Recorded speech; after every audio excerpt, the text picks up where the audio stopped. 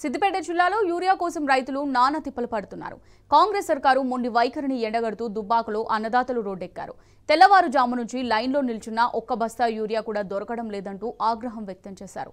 ప్రభుత్వానికి వ్యతిరేకంగా నినాదాలు చేస్తూ రోడ్డుపై బైఠాయించి నిరసన చేపట్టారు. రాత్రింబవళ్లు ఎరువుల దుకాణాల వద్దే పడిగాపులు కాస్తున్నారు.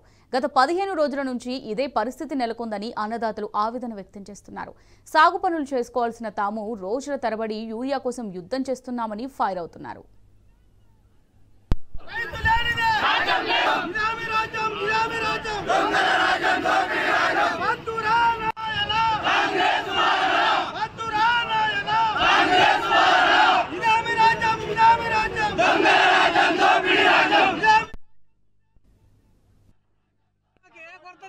నీళ్లకు మత సంతులకు ఏదానికి బాయికాడ నాగండ్లు కట్టుకొని నాగండ్ల కాడ కోళ్ళు చేస్తే ఆటోల మీద తీసుకొచ్చేస్తారు. ఇప్పుడు ఏం గతిలేదు. ఇక మన సంతులు విత్తనాలు వేసినాము, వారంతా ఖరాబ్ అవుతుంది, మొక్క ఖరాబ్ అయిపోయింది. లక్షల పెట్టుబడి పెట్టినాము, టైంకి మందులు వెళ్దామంటే మందులు ఇస్తలేరు. రోజు రేపరా మాపరా అంటారు. బుధవారం రమ్మన్నారు, బుధవారం వచ్చినాం, మబ్బులో లైన్ కట్టినాం. వాళ్ళు డోర్ లాక్ వేసుకున్నారు. వచ్చిన లారీ లోడ్ అంతా బయటకు అమ్ముకుంటారు.